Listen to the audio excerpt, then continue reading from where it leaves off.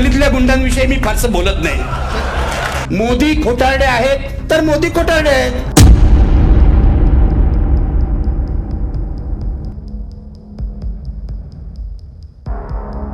अमित शहाबद्दल तुम्ही बघा, ते तडीपार होते.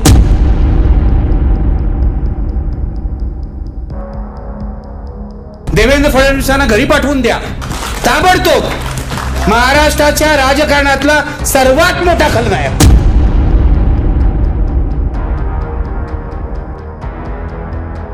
पुतीन आपल्या विरोधकांना असंच मारतो आणि पुतीन तिसऱ्यांदा निवडून आलेला आहे, लक्षात.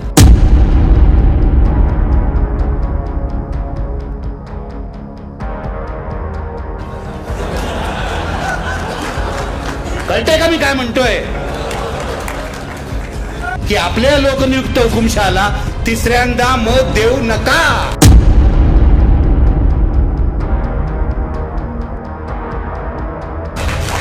आपल्या 56 इंच छातीच्या पंतप्रधानाला सुद्धा प्रश्न विचारले पाहिजे. 14 नंतर, विशेषतः 19 नंतर मी पुन्हा येईन म्हणत खलनायक कसा झाला?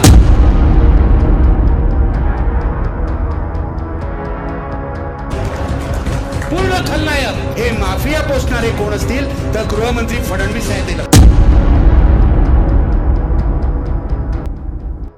देशात आणि राज्यात हुकुमशाही पद्धतीने काम सुरू आहे.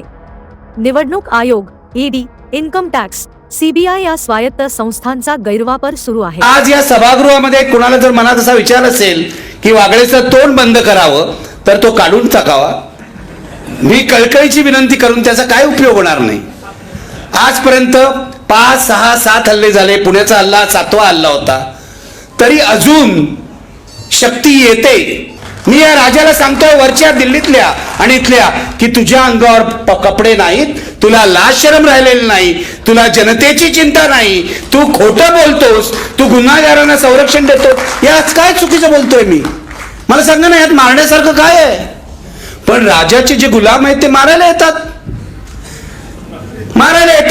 गोंधळ घालतात, हल्ला करण्याच्या हेतूने येतात, ठार मारण्याच्या हेतूने येतात. कारण व्हॉट्सअप युनिव्हर्सिटीत तुम्ही पडलात ना की तुमच्या मनात विषच निर्माण होणार आहे, लक्षात घ्या. तरुणाईतील बेरोजगारी, महागाई, धार्मिक, जातीय तेढ यामुळे सर्व स्तरातील जनता त्रस्त आहे. विकास हरवलेला आहे. एक उदाहरण द्यायचे झाले तर साधे चांगल्या दर्जाचे रस्ते सुद्धा कर भरून देखील मिळत नाहीत. विविध बाबींबद्दल हीच परिस्थिती राज्य आणि देशात देखील आहे. भारतरत्न डॉक्टर बाबासाहेब आंबेडकरांनी दिलेले देशातील सर्व घटकांना, समूहांना सामावून घेणारे संविधान बदलण्याचे षड्यंत्र सुरू आहे. इंग्रजांशी अनेक दशक लढल्यानंतर, पारतंत्र्यातून अनेकांच्या बलिदानानंतर देशाला स्वातंत्र्य मिळाले. ते अबाधित राहायचे असेल तर लोकशाही वाचणे आवश्यक आहे, असे मत ज्येष्ठ पत्रकार निखिल वागळे यांनी अहमदनगर येथे एका कार्यक्रमात बोलत होते. व्हिडिओ पूर्ण पहा. ब्युरो रिपोर्ट, जम न्यूज इंडिया. ही व्हॉट्सअप युनिव्हर्सिटी आहे, ही नरेंद्र मोदी आणि अमित शहानी तयार केलेली आहे, ज्यांच्या प्रमाणपत्राबद्दल संदेह आहे, लक्षात घ्या. तेव्हा कृपया आयुष्य बरं व्हायचं असेल, माझं नाही, माझं आता झालं, जवळजवळ पार लागलंय, शेवटची इनिंग चालू आहे. त्यामुळे पुण्याच्या हल्ल्यानंतर मी असं ठरवलेलं आहे की मला जे आयुष्य मिळालं पुण्याच्या हल्ल्यानंतर, जीवघेण्या हल्ल्यानंतर, त्याच्यातून मी वाचलो, हे सगळं बोनस आयुष्य आहे. यापुढे जे काही बोलायचं ते या देशासाठी, बाबासाहेबांनी या देशाला दिलेल्या संविधानासाठी आणि लोकशाहीसाठी बोलायचं, बाकी काहीच करायचं नाही.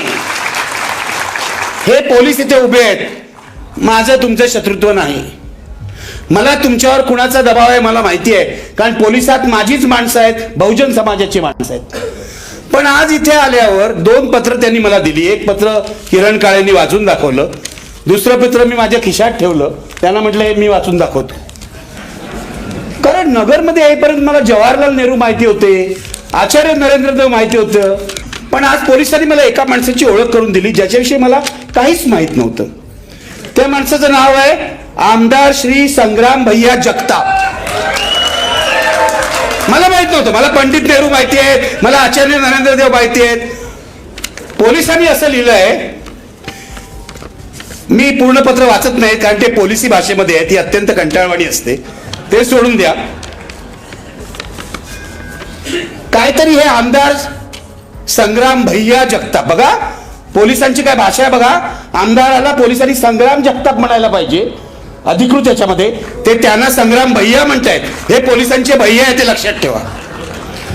ते असं म्हणतात की या समयमध्ये आपण तक्रारदार माननीय आमदार, माननीय पण म्हणतायत, श्री संग्राम भैया जगताप यांच्याविषयी खोटी बदनामीकारक माहिती प्रसारित करू नये.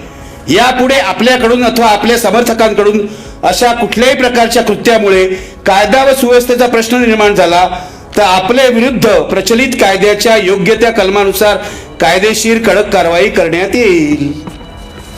म्हणजे अधिकृतपणे या पत्रामध्ये संग्राम भैया जगताप हे जे कोणी महात्मे आहेत या नगर शहरातले, यांच्याविषयी बोलू नये असं सांगतायत. माझा काय विचार नव्हता यांच्याविषयी बोलण्याचा. मी तुम्हाला खरंच सांगतो, छोटा माणूस आहे, छोटाच माणूस आहे. गाव गुंड आणि गल्लीतल्या गुंडांविषयी मी फारसं बोलत नाही. मी राष्ट्रीय पातळीवरच्या आणि राज्य पातळीवरच्या गुंडांविषयी बोलतो, सर्वसाधारणपणे लक्षात घ्या. पण आता पोलीस एवढं सांगतायत तर मला बोलायलाच पाहिजे, बरोबर आहे ना. यांच्याविषयी बोलू नका, बदनामी करत. अरे ज्या माणसांची बदनामी करायची त्याला काहीतरी चारित्र्य असायला पाहिजे ना. मला हे तोफखाना पोलीस स्टेशनला सांगायचंय. तोफखाना त्यांचं नाव आहे. तुमचा तोफखाना असेल तर माझा सुद्धा तोफखाना आहे, लक्षात ठेवा. आणि हा तोफखाना मला कुणी दिलाय माहितीये? डॉक्टर बाबासाहेब आंबेडकरांच्या संविधानाने. तुम्ही मला थांबवू शकत नाही. किती नोटिसा द्या त्या कचऱ्यात जातील. उलट या नोटिसीमुळे मी तुमच्यावर उलटा गुन्हा दाखल करू शकतो आणि उलटा खटला दाखल करू शकतो. दर ठिकाणी अशा नोटीस देतात पोलीस. मला तुम्हाला चर्चा काय हो, तुमचे गृहमंत्री आहेत देवेंद्र फडणवीस, यांना दिली का तुम्ही कधी नोटीस की आक्षेपार्ह बोलू नका? महाराष्ट्रात एक टी राजा सिंग नावाचा आमदार येतो तेलंगणातून, अत्यंत प्रक्षोभक भाषण करतो. तो सोलापूरला गेला, अनेक ठिकाणी गेलं. आणि त्याच्या बरोबर एक नारायण राणेंचा मुलगा असतो. मी शारीरिक व्यंगावरून कोणाच्या काही बोलत नाही, तुम्ही बोलू नका. ते असभ्यपणाचं लक्षण आहे. ते आपण संजय राऊतांकडे सोपून देऊया. मी नाही बोलत. मी माणसाच्या बुद्धीतली जी कमतरता आहे त्यावरून बोलीन, माणसाच्या असंस्कृतपणाबद्दल बोलीन. अरे ज्यांच्यावर नारायणाने संस्कारच नाही केले ते काही बोलत गावावर फिरणार. कधी आता अशी वेळ आली आहे नारायण राणे यांच्यापेक्षा बरे असं म्हणायची, हे लक्षात घ्या. म्हणजे त्यांना लोकसभेत वगैरे उत्तरं देता येत नाहीत सर, ते जाऊ द्या, त्यासाठी एक प्रशिक्षण लागतं. एकेकाळी हराणारा गँगचा मी मेंबर होतो असं राणेंनीच सांगितलेलं आहे. आणि बाळासाहेब ठाकरेंनी त्यांची ओळख अख्ख्या महाराष्ट्राला करून दिलेली आहे. ते शब्द मी वापरणार नाही. पण मला पोलिसांना इतकंच सांगायचंय, हा जो टी राजा सिंग आहे याला तुम्ही कधी नोटिसा देत नाहीत, या राणेला कधी नोटीस देत नाहीत. आणखीन 10 असे महाराष्ट्रात वाह्यात लोक आहेत, टीव्हीवर येऊन सुद्धा वाटेल ते बोलतात, भाजपचे प्रवक्ते, त्यांना कधी नोटिसा देत नाही. आणि 45 वर्ष पत्रकारितेत घालवणाऱ्या आणि प्रक्षोभक लिखाणाबद्दल किंवा भाषणाबद्दल एकही खटला नसलेल्या निखिल वागळेला तुम्ही नोटिसा देता. धंदे आहे तुमची. तुम्ही सत्ताधाऱ्यांचे गुलाम आहात. तुम्ही दुसरे कोणी नाही. नगरचे पोलीस हे सत्ताधाऱ्यांचे गुलाम आहेत, जसे पुण्याचे पोलीस हे सुद्धा भाजपचे गुलाम होते. पुण्याला भाजपने माझ्यावर जो हल्ला केला तो पोलिसांच्या संगनमताने केला असा मी जाहीर आरोप केलेला आहे. मी आज म्हणतो या नोटिसा देऊन नगरच्या पोलिसांनी आपण संग्राम भैयाचे हस्तक आहोत हे दाखवून दिलेलं आहे. लाज वाटत असेल तर या नोटिसा परत घ्या, नाही तर कचऱ्याच्या पेटीत जातील, एवढंच सांगतोय. जी माणसं मी बोलणार आहे, मी राष्ट्रीय माफियाबद्दल बोलणार आहे, मी राज्यातल्या माफियाबद्दल बोलणार आहे. मला महाराष्ट्रातले खूप चांगले ऑफिसर्स माहिती आहे. आता या पोलीस महासंचालकच सोडून द्या, त्या बाईवरच गुन्हेगारीचे खटले ते लक्षात घ्या. रश्मी शुक्ला ज्या आहेत आताच्या महाराष्ट्रातले पोलीस महासंचालक, त्यांना दुसऱ्या एका गुन्हेगार राजकारण्यांनी नेमलेला आहे. नाव घेऊन बोलायला मला काहीच वाटत नाही सर, मला माफ करा, माझी सवय आहे नावच घेऊन बोलायचं. मोदी खोटारडे आहेत तर मोदी खोटारडे आहेत. मग यास असत्य काय आहे? आता तुम्ही सांगितलं ना सर, असं बोललेले आहेत मोदी खोटारडे, कारण ते व्हाईस चान्सलर आहेत, ते प्रतिष्ठित आहेत. मी काय प्रतिष्ठित नाही, मी रस्त्यावरचा पत्रकार आहे. मोदी खोटं बोलले हे बरोबर आहे ना, सत्य आहे. त्यांनी जे संसदेमध्ये सांगितलं की नेहरूंनी रिझर्वेशनला विरोध केला होता, हे खोटं होतं. ठीक आहे, खोटं तुम्हाला शब्द नको, मी चांगला सभ्य शब्द देतो, असत्य. असत्य बोलले ना. आता अमित शहाबद्दल तुम्ही बघा, ते तडीपार होते, ते तुरुंगात गेले होते. या फॅक्ट्स आहेत, हे फिक्शन नाही आहे, फॅक्ट्स आहेत, ही वस्तुस्थिती आहे. आता मी कधी ट्विटरवर लिहिलं तर पोलीस, मला पुण्याचे पोलीस सांगत होते तुमचं ट्विट फार प्रक्षोभक आहे. आणि काय ट्विट होतं मी तुम्हाला सांगतो, तुम्हाला आश्चर्य वाटेल. शुद्ध मराठीत होतं की अडवाणींना भारतरत्न देणं म्हणजे एका दंगेखोराने दुसऱ्या दंगेखोराला शाबासकी देणं आहे. साधं आहे, फॅक्ट. अडवाणींच्या रथयात्रेनंतर भारतात त्यांच्या पाठोपाठ सर्वत्र दंगली झाल्या होत्या की नाही? हे मुख्यमंत्री असताना मोदीजी, जी म्हणतोय लक्षात ठेवा, पोलीस जसं संग्राम भैया म्हणतात तसं मी जी म्हणतोय. असो, तर त्यांच्या 2002ला पण ते मुख्यमंत्री असताना दंगली झाल्या होत्या. हा इतिहास सांगायचाच नाही. मला पुण्याचे पोलीस म्हणाले हे तुम्ही चुकीचं केलं. म्हटलं मला अधिकार आहे, आविष्कार स्वातंत्र्य आहे भारतात, तुम्ही मला कोर्टात खेचू शकता, मी कोर्टात स्वतःला डिफेंड करीन. आयुष्यात पहिल्यांदाच पोलीस असं येऊन सांगतायत, जसं आज म्हणाले संग्राम भैयांविरुद्ध बदनामीकारक बोलू नका, तसं पुण्यातले पोलीस मला म्हणाले की तुम्ही मोदी आणि अडवाणी यांच्या विरुद्ध बोलू नका. मी त्यांना सांगितलं ठीक आहे, लेखी द्या. लेखी नका मागू म्हणाले, लेखी नका मागू. दुसरी गोष्ट, पहिल्यांदा मला सांगितलं तुम्ही भाषणच करू नका. मी म्हटलं का? तुम्ही संविधान वाचलंय का? तर सिनियर इन्स्पेक्टर आणि एसीपी गप्प झाले, कारण वाचलंय असं म्हटलं तर मी 4 प्रश्न विचारणार. या राज्यातल्या बहुसंख्य पोलिसांनी भारतीय घटना वाचलेली नाही. आणि बहुसंख्य पोलीस स्टेशन मध्ये, हे पण तुम्हाला सांगतो सत्य, आयपीसी बुक जे आहे ते पण नसतं.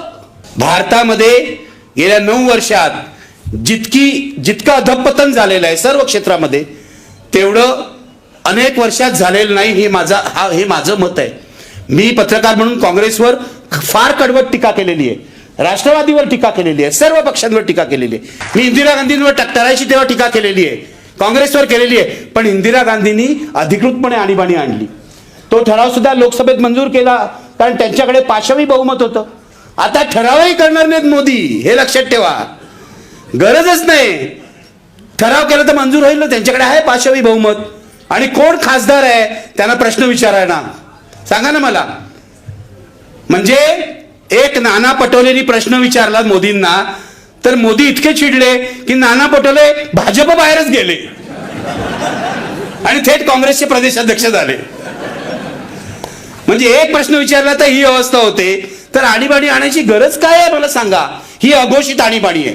मी या सरकारला सांगतो की जर तुम्ही आमचं, म्हणजे आधी तुम्ही आम्हाला तुम्ही चॅनलमधून काढून टाकलं, 2014ला हे पंतप्रधान झाले, आम्ही चॅनलच्या बाहेर. आणि का ते पण तुम्हाला सांगतो, कारण यांच्याशी संगनमत केलेल्या अंबानींनी आमचं चॅनल विकत घेतलं. अंबानीची मॅनेजमेंट आली, मला पहिला प्रश्न केला तुमची पॉलिसी काय राहणार? म्हणलं आमची पॉलिसी काय, पूर्वी होती तीच. पत्रकार हा परमनंट विरोधी पक्ष आहे असं मी मानतो.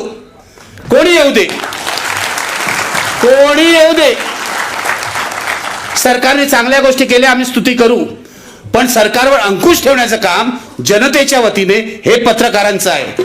हल्ली पत्रकार हे विसरलेत. माझे असीम सरोदे आणि विश्वंभर चौधरी मला म्हणतात तुम्ही पत्रकारांविरुद्ध बोलतात, मग तुमचं भाषण छापत नाही. नको छापू दे, मला काय फरक पडतो, मी युट्यूब वरून बोलीन ना. आणि तुम्ही एवढे ऐकतात, एवढे काही इथे मला वाटतं 2-3 हजार लोक असतील, तुम्ही एवढे ऐकतात, तुम्ही आणखीन 10 लोकांना सांगा.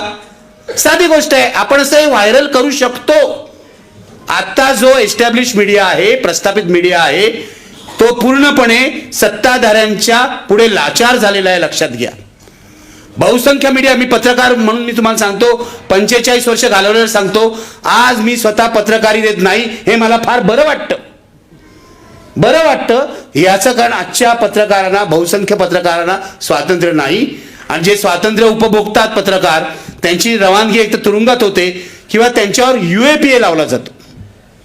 मला पुणे पोलिसांनी सांगितलं की तुम्ही जरी सभा घेतली तर आम्ही तुमच्यावर UAPA लावू.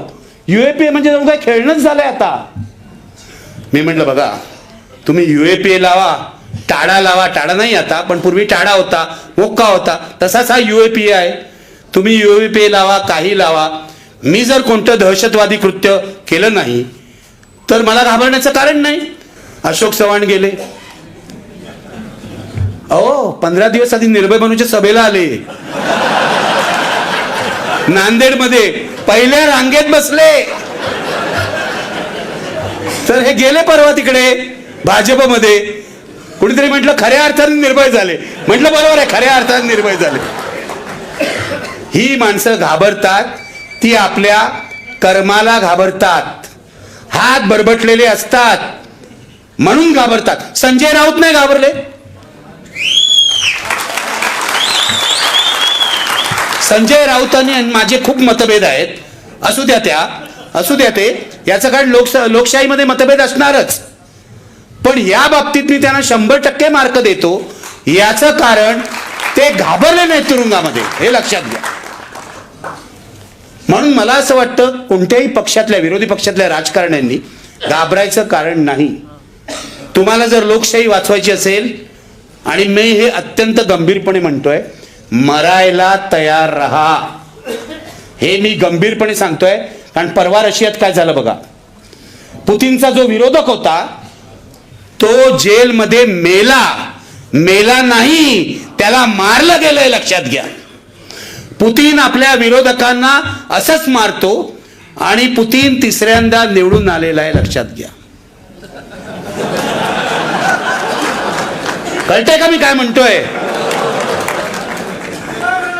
जो हुकुमशाह तिसऱ्यांदा निवडून येतो, म्हणजे लोकनियुक्त हुकुमशाह असतो, उदाहरणार्थ तुर्कस्तानचा एर्डोगन, किंवा आता इथे बांगलादेशमध्ये आपल्या बाजूला शेख हसीना, तो अधिक वाईट पद्धतीने जनतेचं दमन करतो, हा इतिहास आहे. पहिल्या 2 टर्मला जेवढा वाईट वागलेला नसेल तेवढा आता वागेल. म्हणून मला असं तुम्हाला कळकळीचं आवाहन करायचं आहे की आपल्या लोकनियुक्त हुकुमशहाला तिसऱ्यांदा मत देऊ नका.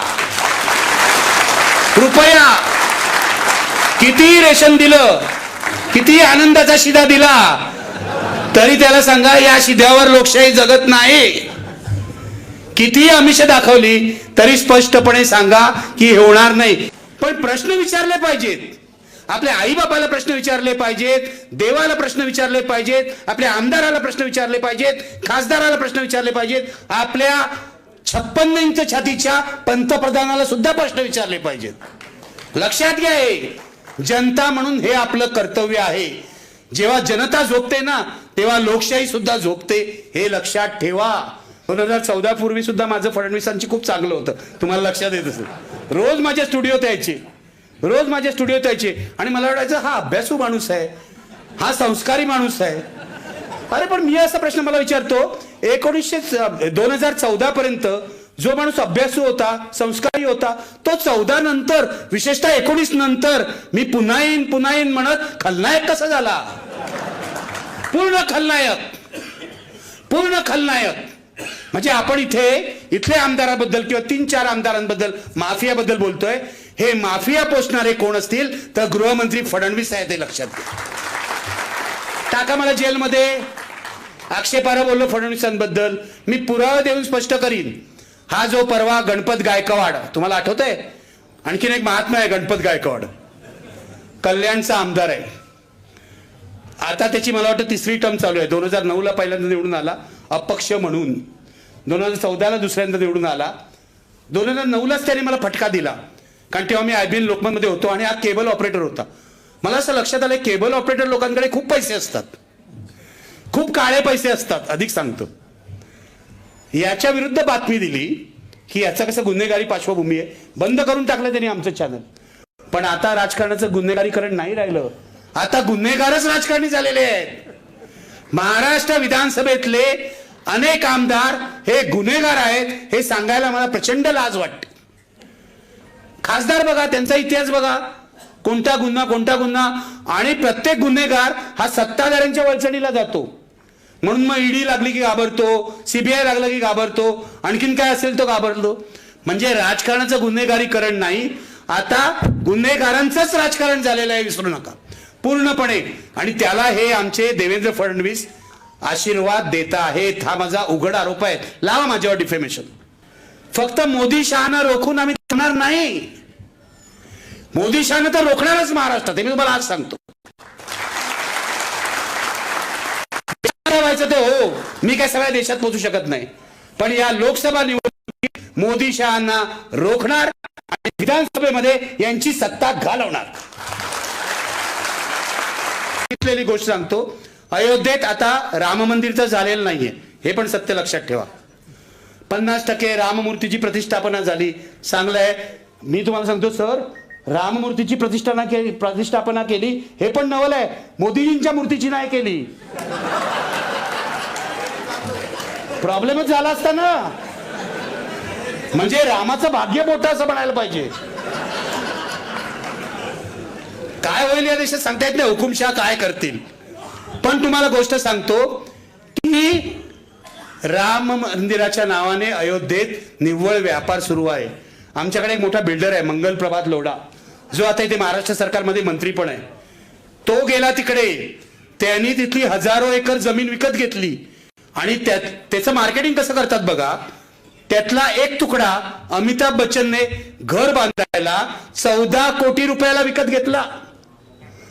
गुगल करा, हे सगळं गुगल करा.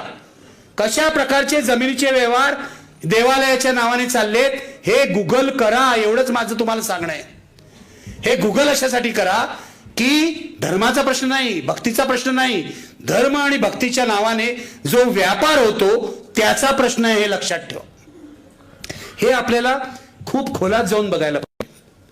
म्हणजे नुसतं असं म्हणायला नको पर्याय काय आहे, मोदीजींना पर्याय काय आहे असं म्हणत राहिलो तर हुकुमशहाची सत्ता कायम होईल आणि तिसरी टर्म सुद्धा त्या हुकुमशहाला मिळेल. लक्षात घ्या, लोकनियुक्त हुकुमशहाला.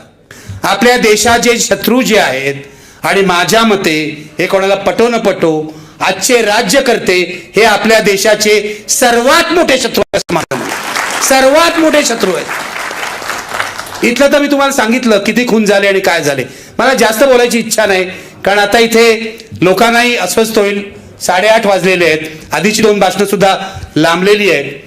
पण अशा प्रकारे महाराष्ट्र चालला तर मी भाजपच्या शब्दात सांगतो, कुठे नेऊन ठेवलाय महाराष्ट्र माझा. देश तर सोडा, महाराष्ट्राचं सांगतोय, या लोकांचा पराभव कराव. देवेंद्र फडणवीसांना घरी पाठवून द्या ताबडतोब. महाराष्ट्राच्या राजकारणातला सर्वात मोठा खलनायक, सर्वात मोठा खलनायक. कारण तुम्ही पक्ष फोडता. तुम्ही शरद पवारांनी जन्माला घातलेला पक्ष फोडलात, तुम्ही बाळासाहेब ठाकरेंनी जन्माला घातलेला पक्ष फोडलात. काय चाललंय? म्हणजे कशासाठी? पैशासाठी, सत्तेसाठी, कोणत्याही थराला जाणार. म्हणून मी तुम्हाला सांगतो, ही जी आजची लढाई आहे ही केवळ निवडणुकीची लढाई नाही, हे लक्षात ठेवा. ही फॅसिझम विरोधातली लढाई आहे. पण हे लोकशाहीची चौकट तर मोडतातच. इलेक्शन कमिशनचं काय झालं यांनी तुम्हाला सांगितलं. कशा प्रकारे तिथे चीफ जस्टिसला काढूनच टाकला त्या कमिटीतून. बॉन्डचं काय झालं त्यांनी तुम्हाला सांगितलं. आणखीन एक मोठा भ्रष्टाचार सांगतो वरच्या सरकारचा. वरच्या सरकार जितकं भ्रष्टाचारी आहे तितकंच हे भ्रष्टाचारी आहे. इथे फक्त 3 चाक आहे, एवढाच फरक आहे, वर 2 चाक आहेत. आणखीन एक भ्रष्टाचार या देशात झालेला तो म्हणजे पीएम केअर फंडाचा आहे. पीएम केअर फंड हा सगळ्यात मोठा भ्रष्टाचार आहे. कारण मोदी आणि सरकार असं म्हणत होतं की हा फंड सरकारी आहे सुरुवातीला. नंतर काही वर्षानंतर किंवा काही महिन्यानंतर त्यांनी न्यायालयात असं ॲफिडेव्हिट दिलेली आहे की हा फंड सरकारी नाही, हा फंड खाजगी आहे. आता तुम्ही लोकांकडून पैसे जमा करता, त्या फंडचे ट्रस्टी म्हणून टाटापासून सगळे घेता आणि एक दिवस सरकार असं म्हणतं हा फंड खाजगी आहे. याचा अर्थ तुम्ही खाजगी कामासाठी पैसे गोळा करताय. मग हे काम काय आहे? हा उघड भ्रष्टाचार आहे. हे जर काँग्रेसवाल्यांनी केलं असतं तर भाजपने थैथयाट केला असता, रेल्वे लोक केलं असतं, आणखीन काय केलं असतं. तुम्ही लक्षात घ्या कशा प्रकारे देश चाललाय आणि देशाचं वाटोळं होत आहे.